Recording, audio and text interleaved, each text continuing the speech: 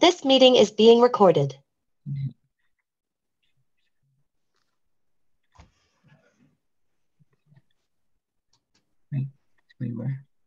Yeah. Okay. How is that, Rob? All good. Okay. Oh,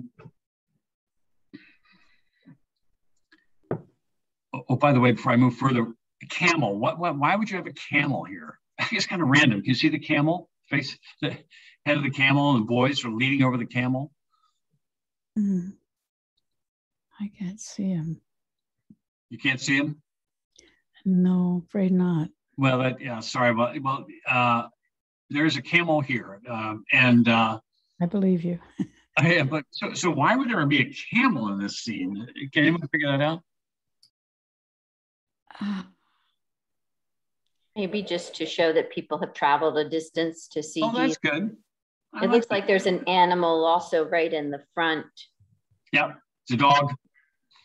I know I'm in the front on the far right where it's very shadowy. Oh, yeah. That's right. Looks like leaning over a pile of hay or something. Is that an ox or a cow or something? Yeah, I think that's right.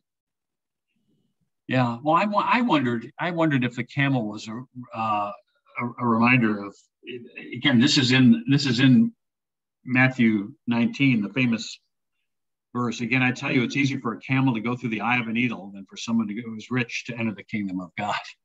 Yes.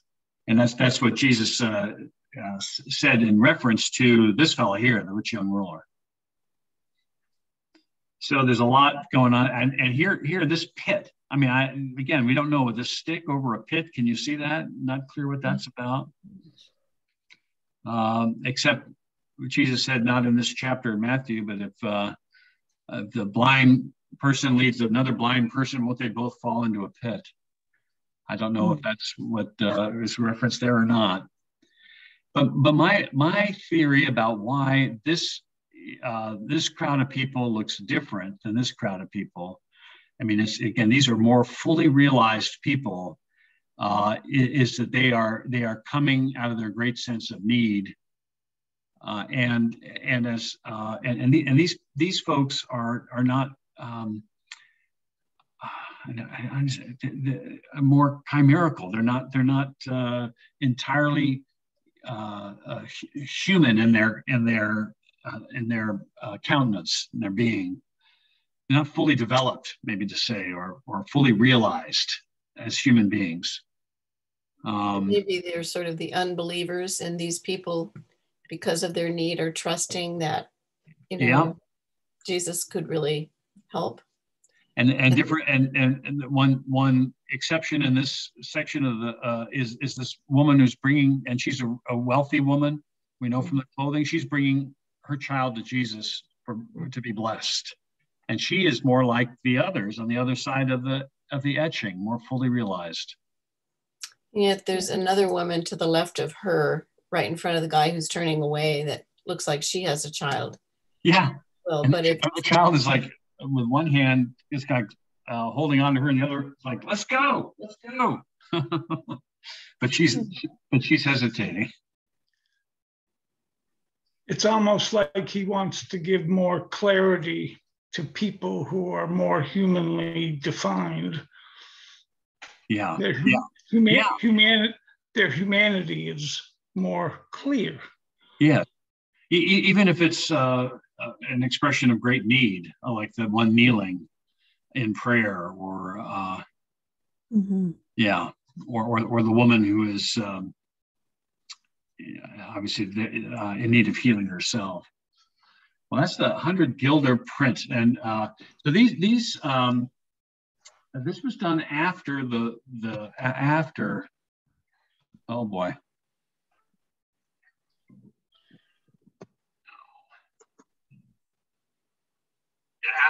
After this painting, and it shows some similarity.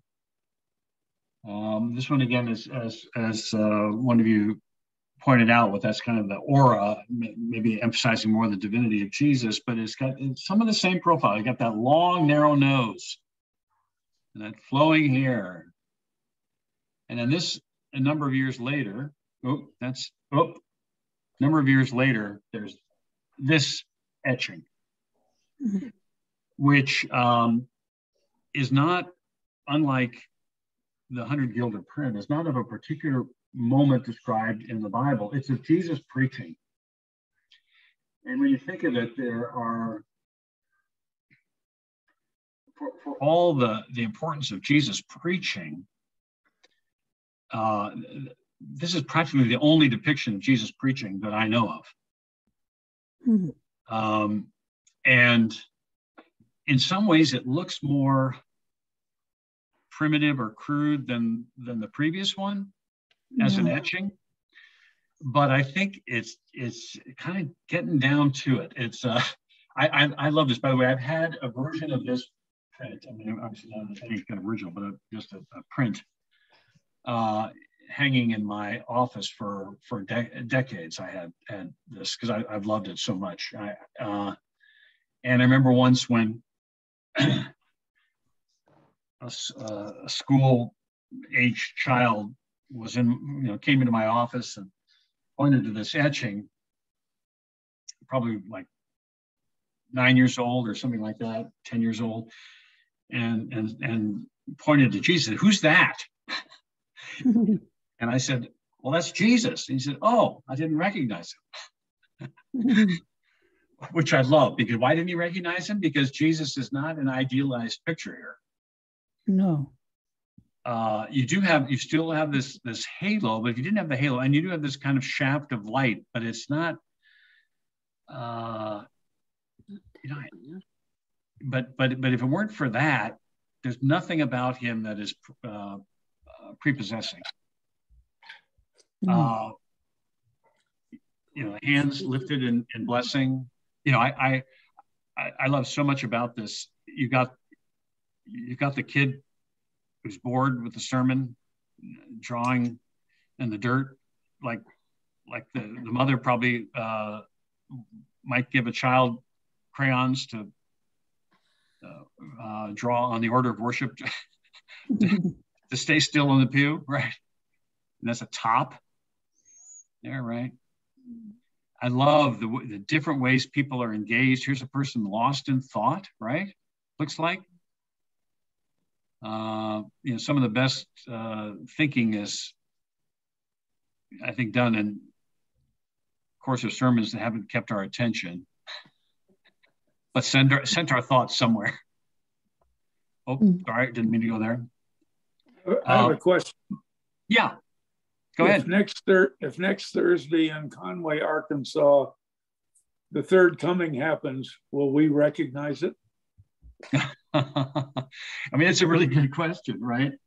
I mean, because I think one of the things that Rembrandt is reminding us is that Jesus is not recognized as who he is by the naked eye. It's not as if we saw him in a traffic jam or sitting at a lunch counter that we would recognize him, as if he were somehow looked different.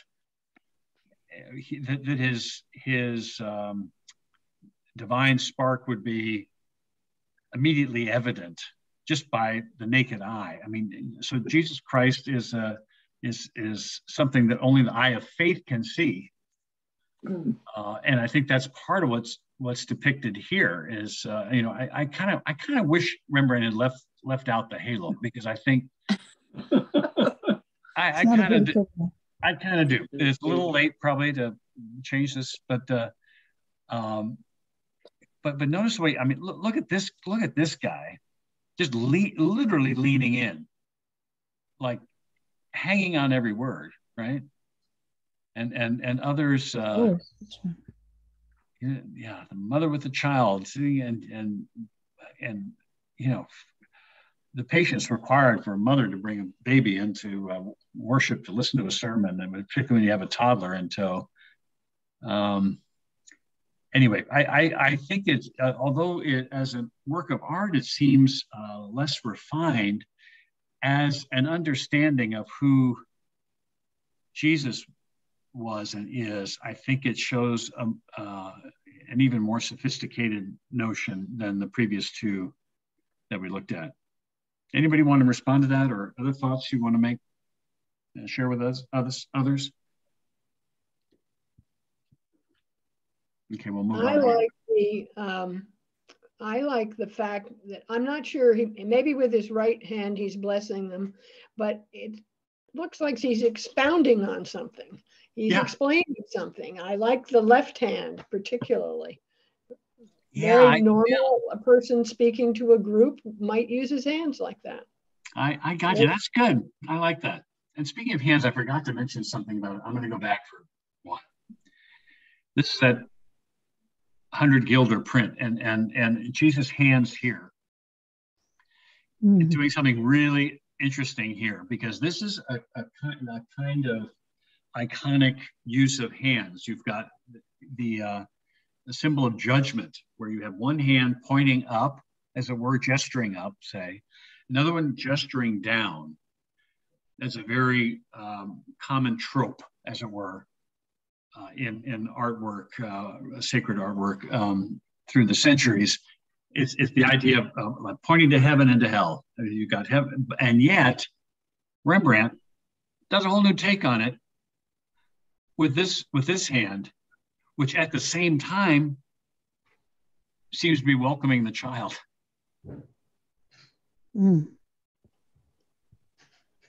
Anyway, it just occurred to me to go back to show you that, and you see it more closely here.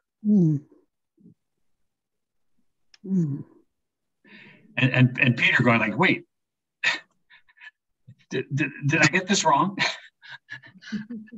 You actually want to be bothered by this woman and her child? Yeah, you got it wrong again, Peter. I love this etching so much, and it's and this character here, I just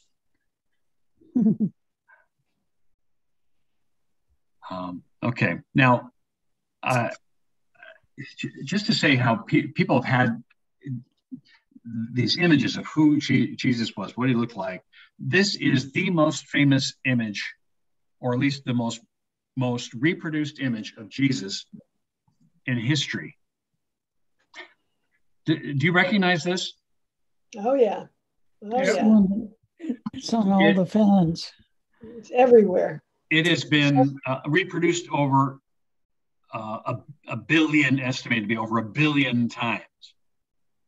And it's a painting from 1940 by an artist named Walter Salmon, Sallman, and it hangs in many church school classroom. It did in one of mine. I know this because I have a photograph of our church school class, and there, sure enough, there is that Salmon head of Christ. It's called Head of Christ. That's what it's what it's called, and it has both reflected and impacted how we think of Jesus.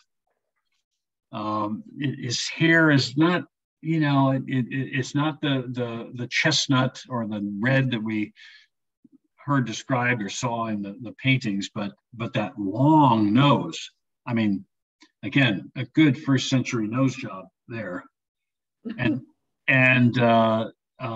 if you were to shave off his beard, he would look and maybe Anglo-Saxon is what he Anglo-Saxon, what he looks like, right? Yeah. The color of his skin. It's amazing how these things imprint themselves and impact our view, and it's partly that would lead that school-age boy to point to that etching of Jesus and say, "Who's that?" Oh, I didn't recognize him. Now, and then when our image of Jesus is in some way unsettled by something contrary to our picture, it can be indeed unsettling. And here's an example. That is also a famous, not as famous as the Salmon head of Christ, but this is simply called The Laughing Jesus. And this was a best-selling poster in the early 1970s.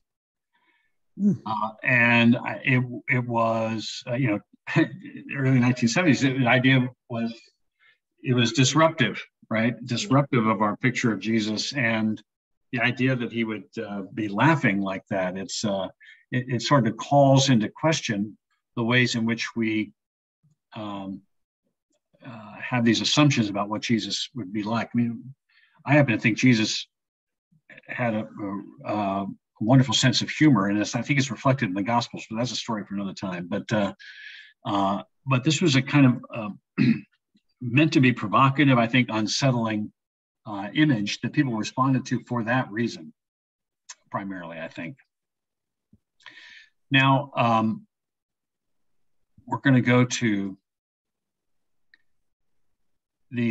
a series of portraits of Jesus that Rembrandt did more near the end of his life. Remember how I said that read that for centuries, Jesus would always look straight at the viewer, and it had a kind of flattening effect, that it was almost made Jesus two dimensions, as if he could only take on 2 dimensions of humanity and not the 3rd dimension. But it's amazing how just the tilt of the head in this lends itself to understanding of him being human. And supposedly Rembrandt he lived in the Jewish quarter in Amsterdam, that he would wander the streets looking for a model for many of the biblical figures that he would be depicting, but of Jesus in particular. This is a series, I'm sorry that was not well reproduced. This is a series of 7, there probably was an 8th. 2 of them Rembrandt kept in his bedroom. It obviously meant a lot to him. It's just devotional pieces. These are tiny, by the way. I saw these in an exhibit in Philadelphia about 10 years ago. They were brought together for the first time since they were together in Rembrandt's studio, and they're about, oh gosh, like 8 by 10. Why are they so Caucasian-like? Yeah, interesting.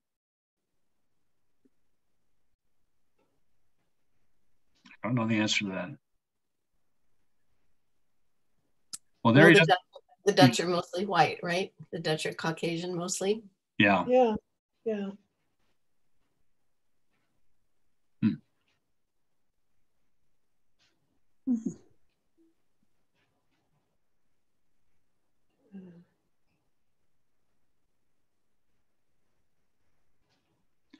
So what I would say is that these were, for Rembrandt, were visual meditations on Jesus, and these are devotional works.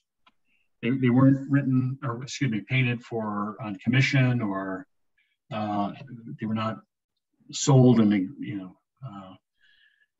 they were, I think, primarily for his own purposes, for his own uses. And some of these, by the way, we haven't gotten into some of the technicality of this. Some of these scholars contend are not Rembrandt's alone, but from Rembrandt's workshop. I mean, that was a common thing, that he have a school, a literal school, that was also like a school of painting, that he'd work closely with a group of particularly gifted artists. So some of these may not be only by Rembrandt's hand. The first one I showed you has the strongest consensus that it's Rembrandt alone, but these others have that same quality. I'm going to read something to you. It's a longish quote from one of my favorite authors, Frederick Buechner, who is, by the way, a Vermont resident.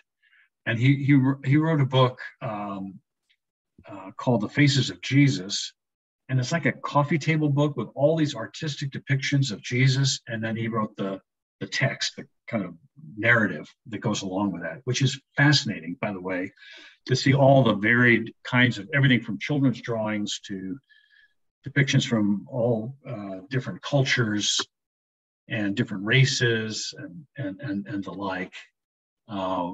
Really wonderful. I used that book making reproductions of some of those paintings and drawings and put them on boards and put them around the sanctuary of the church that I served, like for a confirmation class, for instance. There might be 20 of them, and said, so go to the one that speaks to you, this depiction of Jesus that speaks to you. And the assignment was to write a letter to that particular Jesus. So I commend that book to you. I will lend it to you if you'd like. The Faces of Jesus that Frederick Buechner wrote many years ago now, 30, 40 years ago. And as the introduction of that, this is what he wrote. Jesus had a face. Whoever he was or was not, whoever he thought he was, whoever he has become in the memories of people since and will go on becoming for as long as people remember him, exalted, sentimentalized, debunked, made and remade to the measure of each generation's desire, dread, indifference. He was a man once, whatever else he may have been. And he had a man's face, a human face. So suppose as the old game goes that we could return in time and see it for ourselves and see the face of Jesus as it actually was 2,000 years of faces back. Ecce homo, Pilate said, behold the man. Yet whatever our religion or lack of it, we tend to shrink from beholding him and play our game instead with Shakespeare's face or Helen of Troy's, because with them the chances are we could survive almost anything. Shakespeare's simper, say, or a cast in Helen's eye. But with Jesus, the risk is too great. The risk that his face would be too much for us, if not enough. Either a face like any other face to see, pass by, forget, or a face so unlike any other that we would have no choice but to remember it always and follow or flee it to the end of our days and beyond. Like you and me, he had a face his life gave shape to, and that shaped his life and others' lives. And with part of ourselves, I think we might turn away from the mystery of that face, that life, as much of the time we turn away from the mystery of life itself. With part of ourselves, I think we might avoid meeting his real eyes, if such a meeting were possible, the way that at certain moments we avoid meeting our own real eyes in mirrors, because for better or for worse, they threaten to tell us more than we want to know.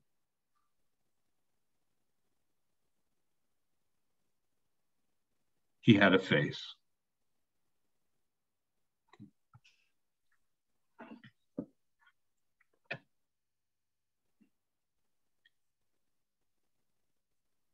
Any thoughts you want to share?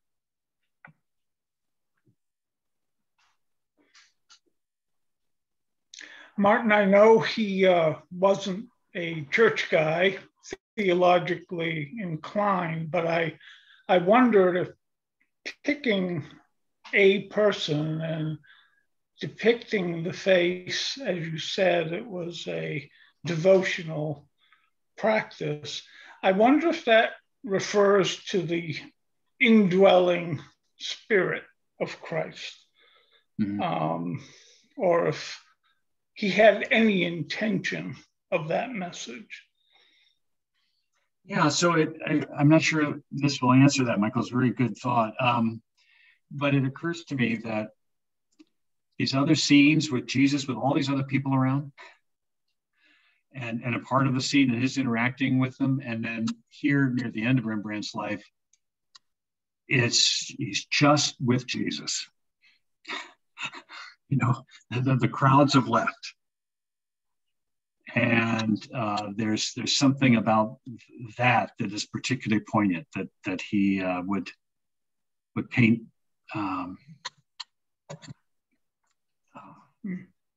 paint the face of Jesus and keep it in his bedroom. It almost seems like he's painting, like he did paintings of a dear friend, someone you want to keep close to him and just watch over him or something. Yeah, they're beautiful. They're beautiful paintings. Yeah, aren't they? And somehow, I mean, I find them very moving. And ways that are a little hard to describe. But that, of course, is the somebody once said the most important part of great art is the part you can't explain.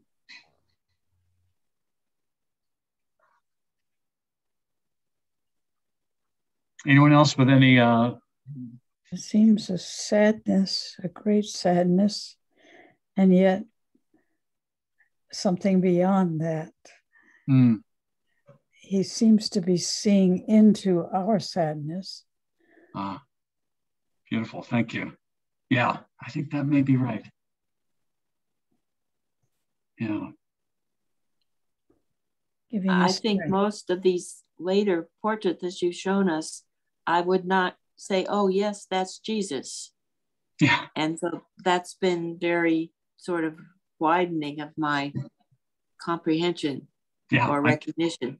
Right. I didn't recognize him. Yeah. This characterizes to me a very caring Jesus, welcoming us in to be with him. Yeah. Well, thank you for that. And appreciate this time with you. We have one more session next week at the same time, same station. So Rob, those who are not on the CCDC mailing list, how do they get the link here? I see some people that describes in this group here. We publish it in CCDC Times or send it out. Or I can if anybody sends you or I an email, I made sure to get you the link a day or two ahead of time. So we can distribute it to anybody who requests it. It was on the Hanover listserv. I posted it last night. Thank you very much. Really appreciate that. So we will, next time we will, again, we will look at crucifixion and resurrection, some fascinating works that are no less kind of both disorienting and orienting and inspiring as well, that we'll look at together next week, 4 o'clock, same time, same station. Thanks, everybody. Really appreciate it.